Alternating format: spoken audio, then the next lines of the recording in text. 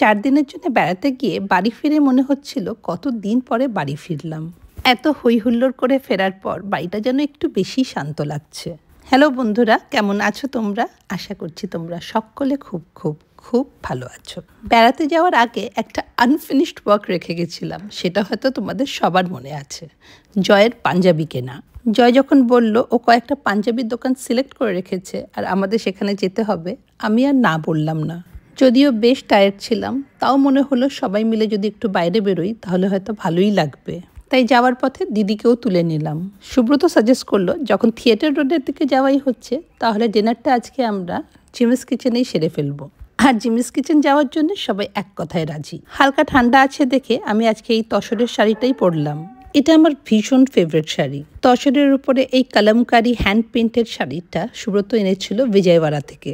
এই ঠান্ডায় কটা দিন আমার তসর, সিল্ক এগুলো বেরোবে, তারপর আবার ব্যাক টু কটন। জয় আমাদের নিয়ে এসেছে থিয়েটার রোডের ওর্লিসে। এটা মেন্স এথনিক ওয়্যারের শোরুম। তাই দিদি আর সময় নষ্ট না করে একটা চেয়ার নিয়ে বসে পড়ল। প্রথমে কিন্তু জয় বলেছিল পরমায় যাবে, আর সেই শুনে আমি আর দিদি দুজনেই বেশ এক্সাইটেড ছিলাম। ওর শপিংয়ের সাথে সাথে আমার আর দিদির কিছুটা উইন্ডো শপিংও হয়ে যেত। সুব্রত হয়তো মনে মনে ভাবছিল জয় এখান থেকেই কিছু একটা সিলেক্ট করে নেবে আর তারপরেই জিমিস কিচেনের দিকে এগোনো যাবে। কিন্তু আমি শিওর ছিলাম জয় এখানেই থামবে না। 5টা দোকান না ঘুরিয়ে ও কিছু সিলেক্ট করবে। ঠিক তাই ওখানে যেগুলো সিলেক্ট করা হলো ওগুলোকে কিছুক্ষণের জন্য রাখতে বলা হলো। তারপর ওখান থেকে বেরিয়ে উল্টো দিকের ফুটে কিছুটা হেঁটে আরেকটা শোরুমে গেলাম।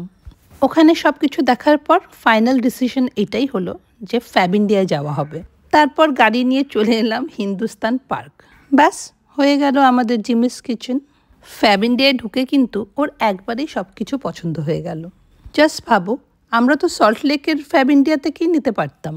তবে না, আমি কনফিডেন্টলি বলতে পারি আমরা যদি প্রথমে ফ্যাব ইন্ডিয়াতেও যেতাম তাহলেও আমাদের এই সাইকেলটা পুরো করতেই হতো। সুব্রত, আমার আর দিদির চিন্তা কিন্তু অন্য জায়গায়। জিমিস কিচেন তো হলো না, তাহলে এবার কোথায়? আরে এই দেখো, এই জ্যাকেটটাই ফাইনালি সিলেক্ট করা হলো। সত্যি জ্যাকেটটা বেশ সোবার অ্যান্ড স্মার্ট। আমি তো দেখছি জ্যাকেটটা লাইট গ্রিন আর পিঙ্কের কম্বিনেশনে।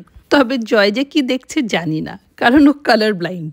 পিঙ্কে গ্রিন, গ্রিনকে ব্লু, ও কিন্তু ঠিক করে কালারগুলো বুঝতে পারে না। তাই কোনো থিম বা কালার কোড থাকলে ও আমাদেরকে ধরে নিয়ে আসে। তবে শপিং এক্সপিডিশন এখানেই কিন্তু শেষ হয়নি। মেহেন্দির জন্য এই গ্রিন পাঞ্জাবিটা ওর পছন্দ হলো ঠিকই, কিন্তু ওর সাইজ ছিল না। তারপর ওদের সিস্টেমে গিয়ে চেক করা হলো, দেখা গেল পুরো কলকাতায় শুধু একটা স্টোরে ওর সাইজের শুধু একটা পাঞ্জাবি পড়ে আছে, আর সেটা হলো অ্যাক্রোপলিস মলে। ওখান থেকে সেই স্টোরে ফোন করা হলো, আর ফাইনালি বাড়ি ফেরার পথে সেই পাঞ্জাবি ওই স্টোর থেকে তোলা হলো। ফ্যাব ইন্ডিয়ার উল্টো দিকেই রোস্টারি ক্যাফে। আর অন্য কিছু প্ল্যান না করে সেখানেই ঢুকে পড়লাম। আচ্ছা, তোমরা যারা আমার চ্যানেলে নতুন বা অনেকে পুরনোও আছো, জানতে চাও জয় আমার কে হয়? জয় আমার ছোটবেলার বন্ধু। হি ইজ সিঙ্গেল, তাই ওর ফ্যামিলিকে তোমরা আমার ব্লগে দেখতে পাও না। আমাদের বন্ধু বান্ধবরাও সব কমন। আমাদের এই নিউক্লিয়ার ফ্যামিলিগুলো কিন্তু আস্তে আস্তে আরও ছোট হয়ে যাচ্ছে। ছেলেমেয়েরা পড়াশুনো, চাকরি বাকরি নিয়ে বাইরে চলে যাচ্ছে, অনেকে বিয়ে করেও আলাদা হয়ে যায়। তখন আমাদের এই বন্ধুগুলোই হয়ে যায় আমাদের এক্সটেন্ডেড ফ্যামিলি। তবে ফ্যামিলি বললেই কিন্তু ফ্যামিলি হয়ে যায় না, তার জন্য এই রিলেশনশিপগুলোকে নার্চার করতে হয়। গাছে যেরকম জল, রোদ সব কিছুই লাগে, এই রিলেশনশিপগুলো সেরকমই সযত্নে বাঁচিয়ে রাখতে হয়। ভালো সময়গুলো হয়তো তোমরা এখন দেখছো, কিন্তু টাফেস্ট টাইমেও আমরা সবাই এরকমভাবেই একসাথে থেকে সব কিছু ফেস করেছি। আমাদের এই বয়সে আমরা যতটা লোকজন, বন্ধু বান্ধবদের নিয়ে চলবো আমাদের পক্ষে ততটাই ভালো। যাই হোক, এই যে ভিজুয়ালটা দেখছো এটা হচ্ছে নেক্সট ডে। প্যাকার্স এসে গেছে আর আমার ছেলের জিনিসপত্র ফাইনালি যাচ্ছে ব্যাঙ্গালোরে। আর এমন সময় প্যাকার্সরা এলো যখন আমি রেডি হয়ে যাচ্ছি শুক্লার জন্মদিন সেলিব্রেট করতে। দুপুরেই অবশ্য আমি সব জিনিস এক জায়গায় করেই রেখেছিলাম। ছেলে ফাইনালি ব্যাঙ্গালোরে ফ্ল্যাট নিয়ে নিয়েছে, আর এবার যে কোনো সময় একবার ওর সাথে গিয়ে দেখা না করতে পারলে আর ভালো লাগছে না। ভীষণ মিস করছি ওকে। আর এখানে তোমাদের আমি কিছু একটা বলার চেষ্টা করছি। কি বলো তো, এই জামাটার কথা। এই ড্রেসটা আমি অরওয়েল থেকে নিয়েছিলাম, আর শুক্লা বলল আজকে এটাই পরতে। আর যেহেতু আজকে ওর জন্মদিন, তাই ওর রিকোয়েস্টটা তো রাখতেই হবে। আজকে কিন্তু ওর বার্থডে না, বার্থডে সেলিব্রেশন। অনেকদিন আগে ডেটটা ঠিক হয়েছিল বলে আজকে যেতেই হবে।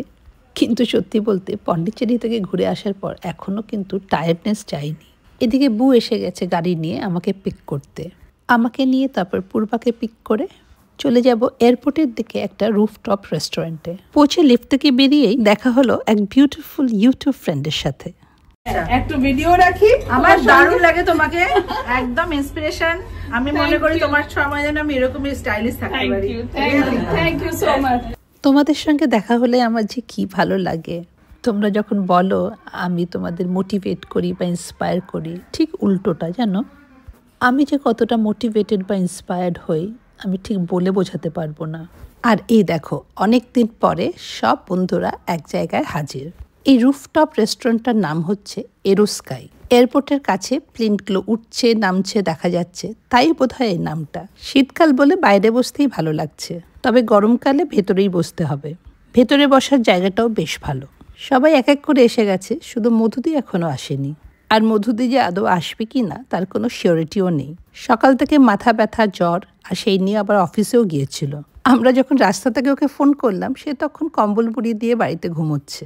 কিন্তু আমাদের জোর জবরদস্তিতে মধুদি কিন্তু ফাইনালি এসেই গেল। রীতিমতন কম্বল থেকে টেনে মধুদিকে বের করে নিয়ে এসেছি। আসার সাথে সাথে হাতে ধরিয়ে দিলাম একটা রাম কোলা। বললাম এটা খেয়ে নাও, এক্ষুনি ঠিক হয়ে যাবে। খুব ঠান্ডা লাগলে এই রাম, ব্র্যান্ডি এগুলো কিন্তু খুব কাজ দেয়। মধুদিও কিছুক্ষণের মধ্যে বেশ ঝরঝরে হয়ে গেল। আমাদের বন্ধুদের গ্রুপে এই বছরের এটা হচ্ছে লাস্ট বার্থডে সেলিব্রেশন। অনার সেলিব্রেশনটা আমরা পিছিয়ে জানুয়ারি 2025-এ নিয়ে গেছি। ভাবা যায় একটা বছর কেমন হুশ করে কেটে গেল। সত্যি আগে যখন বছর শেষ হতো আমরা অনেক নিউ ইয়ার রেজলিউশনস প্ল্যান করতাম, অনেক টার্গেটই সেট করতাম। কিন্তু এখন we just believe in living in the moment. এই মুহূর্তটা সুন্দর and we are thankful and grateful. আজকের ব্লগটা কিন্তু আমি এই হ্যাপি নোটেই শেষ করব। কেমন লাগলো অনেস্টলি জানাবে। ভালো লাগলে লাইক করো, কমেন্ট করো, শেয়ার করো, চ্যানেলটাকে সাবস্ক্রাইব করো। দেখা হবে আবার একটা নতুন ব্লগে। Till then, bye bye and take care.